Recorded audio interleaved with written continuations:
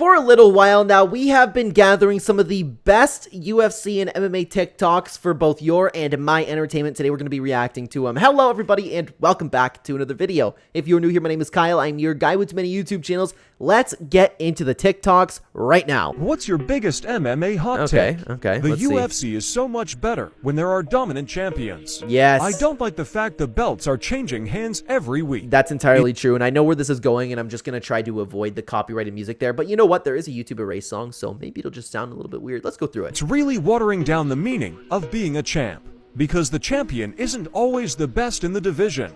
Now it's just about who gets lucky on the day. We went from having killers like John and Usman as champs, and now we got O'Malley and Dricus, who aren't even the best in their division. Such a downgrade. That's actually a really good point, and it's really we miss the really special moments, like Leon Edwards head kicking Kamaru Usman. We really miss these moments of dominant champions finally getting a loss. It's just a little bit sad to see, in my opinion, but it's the competition level now. The competition level is so good that anybody can beat anybody on any given day. There's been a lot of outrage, a lot of disappointment and things like that. And we've been gathering these for a little while. Holy, the UFC 300 main event. To be honest, it's crazy to me because for the most part, a lot of these people are the same people that have spent the better part of, I don't know, a year, however long, trying to calling me a crybaby, but it's crazy to see how a card can be stacked. The main card literally has a former champion or champion in every single fight. And you know, I have to pause these videos so I can use it unless I'll either that or I'll get hit with copyright. But I'm waiting for something to reply to. But honestly, I don't know what he's really saying right now. Facing former champions in every single fight of the main card. Each one of the prelims is worthy of Oh my God, I'm an idiot. Oh my God, I'm the biggest idiot of all time. I thought he was talking. I thought this was going to be Hill complaining about his loss to Alex Pereira, but it's just the backlash on the stacked main event. I know.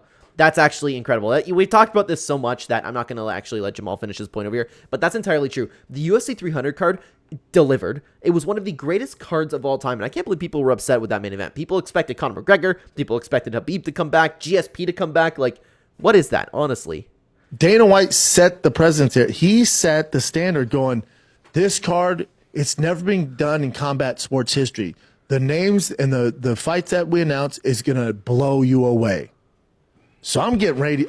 I want to be blown. To blow me? Okay. Oh. They always do something wild with Schaub, eh? Time to blow him, Dana. Let's go. Blow Brendan Schaub. The whole thing is so weird with Conor. It's like he announces this fight, and yet Dana keeps saying he's got too much money. The other problem is he's fucking rich. What are you all talking about? Some of the biggest stars in sports, like LeBron James, has been playing that for 20 years. But that's so different, though. That is so different. LeBron James isn't risking his body the way that Conor McGregor will be risking his body. And it's probably traumatizing for someone like Conor McGregor to go back after such a horrific, horrifying injury that can happen again. I completely understand why Conor McGregor doesn't want to do it. I completely understand why he wouldn't want to go in a training camp to go into a fight against an absolute killer in probably one of the toughest divisions in the UFC. He's worth probably over $1 billion. He still gets up there and is playing 82 games. Football players. How about this? I don't mean to demean basketball in any way. I have incredible respect for LeBron James and like what he does and what he's accomplished in his sport, but it's a game versus a fight. Played 82 games. Conor McGregor, that's so different than just one fight. It's insanely different. Soccer players are making an absurd amount of money. They're putting their bodies through hell. It's not the same. It's not comparable. The risk isn't there. Day in and day out. Floyd Mayweather and Canelo's making just as much, if not more than. You risk a little bit of head trauma with boxing, but at the same time, like, you have these giant pillow gloves where you can defend pretty well every single headshot coming your way. I know there's still damage to be done in boxing, but it's not the same at all, and I do not blame Conor McGregor whatsoever. What's Joe Rogan? This clip. Like I said, man, we've been gathering these for a little while. Dream. What's Joe Rogan's dream? Joe Rogan, Dana White. What's Dana White's dream? Did you just think I was Joe Rogan? I totally did. She just called me fucking Joe Rogan. And you know what's funny about this? I can't believe that this was like an hour into the podcast or whatever it was. Like, unbelievable. You thought I was fucking Joe Rogan? Yeah, I thought you were I Joe was Rogan. bald No. before Joe was ever bald. And she tries to back it up too. That's crazy. That was the most devastating oblique kick I ever seen. Oblique kicks are devastating. I mean, look at you. You fought the best of the best. You fought John Jones. Yeah.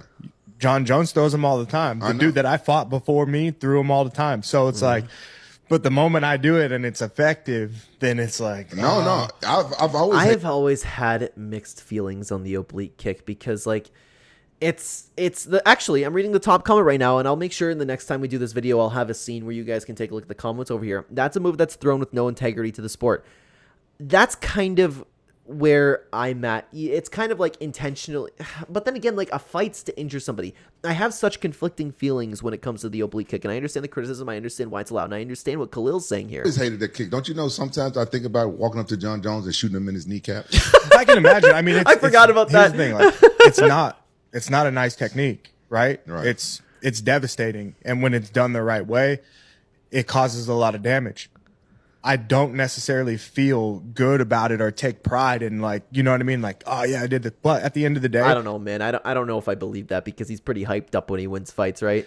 this is fighting, you know, and it's legal. So there are situations in life where you have to do what you got to do. But that's also a good point what he's saying. So I don't agree. I don't disagree. I would love to know what you guys think about that down below, by the way. This interview shows the best side of Conor McGregor. I needed a bit of support. I'm obviously at this game, at his game, the acting game. So Jake was able to give me tips and pointers, and Jake and everyone on cast, they were very patient with me. So it meant a lot to me. And this is the Conor McGregor that I really, really wish we could have seen more of. And it's like the top comment even says there, early in the day, so he's sober. But it makes me miss the old Conor a lot. And we're not going to watch a whole 2 minutes here. I know we've been skipping through a couple of these TikToks, but I'm not here to just react to an entire video today. for sure. One of the things I was so impressed by was the first thing he ever said to me was, he said, Jake, I'm a white belt in this. Yeah. And I'm here to learn. Yeah. And from somebody who is in your position to say that, I thought, again, referencing MMA, I think mixed martial arts brings out a humility as well. For sure. That's absolutely true. Confidence and a big ego and all those 100%. things. But I think within the space, there's this humility. Fighting is a completely different game. But that's so true. And I absolutely love that. I love what Conor said. I'm a white belt in the game. I'm looking to learn. And this is the Conor that I don't want to say grew up, but when he kind of first came onto the scene, this is the type of things that really made me a fan of Conor McGregor and really, really made me... I looked up to him in some ways, but it's unfortunate to see where he's kind of at now because I do miss this type of thing from Conor McGregor. You think that if I fought you at 145, you would actually beat me? Brother, I would sprawl. Max! I would sprawl Oh my God. on your head, and it would look like another ball, brother. Look like another ball. You think? Wait, stop. You believe that? Last time you got arrogant in something that we competed against was Madden. Yeah. And what happened? I lost one time, No. and I won the other time. No. We're 1-1, brother. No, I beat you twice. Yeah. That's what happened. So you're coming down to lose. No, but I'm not losing to you. Okay, well, we never know. It would be so boring. Get on your diet now. You'd be so frustrated because I would just be laying on you, just wrestling. Because when I get up, I'm going to punch in the face. Dude, I love Max Holloway. We need more Max Holloway and DC content, to be honest with you. And there's people in the comments talking about DC's ego over here, but I mean, like, it's entirely true. But I know they're just messing around. That's what I love about these two. Every single interaction they have is really great. You have to, brother, bring some Olympic level guy to AKA. I'm gonna wrestle. Jordan Burroughs. Jordan Burroughs is gonna be a good match, man. What? Yes. You think it would be a close match between you and Jordan Burroughs? Of course. Islam. He's the 6-time world champion. Brother, this guy. The greatest wrestler of all brother, time. I respect him, brother, but this guy have just double leg. I'm gonna defend his double leg. Double leg. And how he take point? He go double leg, everybody defends, he push everybody. But in AKA, we have roll. He cannot push me. Dude, he is actually so unintentionally funny. I'm a huge fan of Islam Makhachev, and you know what I actually love? This is a little bit off topic, but the way that he just walks with such confidence, this smile, but a little bit more like, I don't know how to describe it, man. You know how he just looks at some people like in the stare downs, like, yeah, I'm gonna beat you, and it's gonna be fun. Like, he knows he's so much better than people, and I really, really, honestly, I think that's a really cool thing to have. When my dad died, the last thing I ever said to him, I said to him, We really have to get a really sad TikTok from Chael. We really have to put a damper on the mood over here. I'm going to beat Tito Ortiz, and I'm going to win the world championship. It's the only promise I never... It's just a fight. Chael, one more question for you, and I apologize if this is a difficult one. I don't know if we're going to have to erase this song for copyright reasons on YouTube, but I am listening to a deep, deep, hard-feeling track right now listening to Chael speak. But you wrote that, great piece on ESPN, and you're talking about how you made that promise to your father. And I'm just wondering if you could have a conversation with your dad right now, what do you think he'd say to you? I just tell him I tried. And the thing about Chael is it's so genuine. You can just tell. There's no memes. There's no I'm joking around right here. There's no there's times where my dad didn't make $100,000 a year type thing. It's real, raw emotion coming from Chael. And it really, really makes me feel bad because he was an actual competitor. Mom, take care of me and my two brothers alone, Now, Dad, you proud of me, Dad. You proud of me.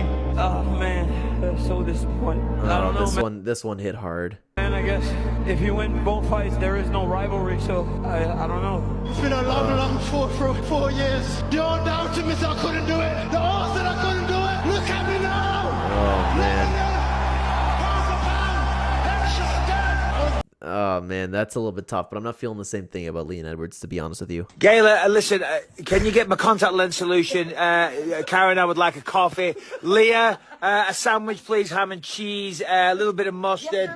Laura, can you just get me a selection of bananas? I see you've got them there ready. But guys, listen, I'm hungry, I'm thirsty, and I expect my bitches on Laura's ready to go. Laura's got the banana ready for him. The Women's Day to have my shit ready, okay? Get my shit ready. Yo, bitches be crazy. Gayla just takes it to another step too. Like Michael Bisping, and this is why I love the UFC, because you can get away with stuff like this. And we all know that he's joking. We all know that it's lighthearted. I'm sure Karen, I would imagine Karen had a little bit of an issue with it because of that one clip. Like, Karen, you're really good at reading the teleprompter if you guys know what video that I'm talking about. What's up, you guys? Tracy Cortez here, UFC Flyweight, and as many of you know, if not all of you know, EA Sports put my business out there on UFC 5. If you haven't got it, go get it. But many of you are asking, is this just an ad? How my top game is A1. Oh, I've seen this. I'm here to show you how to improve your top game. Oh, thank you, Tracy. I appreciate that. So as you guys know, I take my opponent down, as per usual, and then as per usual. When's the last time she's taken anybody down? Has it happened recently? I don't even remember. Mount. Full mount here. So these are very key instructions. Hey. I need you to focus. Brian Ortega is just kicking himself too, probably. I need you to focus. These are key instructions on having A1 top game. It's actually really, really smart on her end. It's shocking to me that she hasn't done this stuff before, because I know it's just beginning to come out. And I mean, I would prefer the fighters to have a little bit more integrity myself, but I can't. It's the same issue. Like, when we criticize all these OnlyFans girls, right? And it's like, why don't you have some integrity for yourself? But then they're making more money than your generation will ever see. And it's like, I kind of understand. I get it why you're doing it. It's just still athletes. Sorry. Thanks. Thanks for I never this. thought I'd struggle with it, but I mean, like, for some reason, when I wasn't fighting or in camp. Fuck, sorry.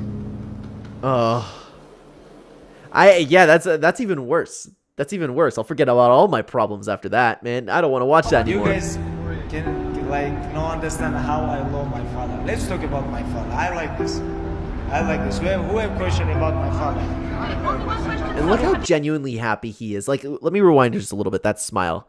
Hang on, where was it? Please. I didn't do it. I like this. Who have question about my father?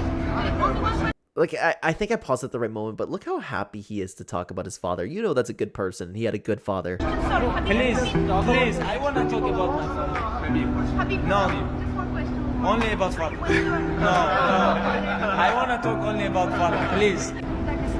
What's the most important thing that I miss my father. I miss my father always, Man, that's actually so wholesome, but it's so sad at the same time. You can tell how genuine that love was. I know my father gonna smash when I go home, because I know he's gonna smash me. Aww. man. Nurmagomedov under the chin. There's the tap. Where's he gonna Nurmagomedov. The father happy for him. We're gonna skip to the UFC part there because I want to avoid the copyright. But the father crying with Just too Khabib. good everywhere, right? There is no area where this Khabib Nurmagomedov can't fight. There's no area, John. I have father here. My father. I want to say thank you for my father. And he's giving it up to everybody. And oh, it's so sad. Like that face at the beginning, dude. That face. I want to talk about my father.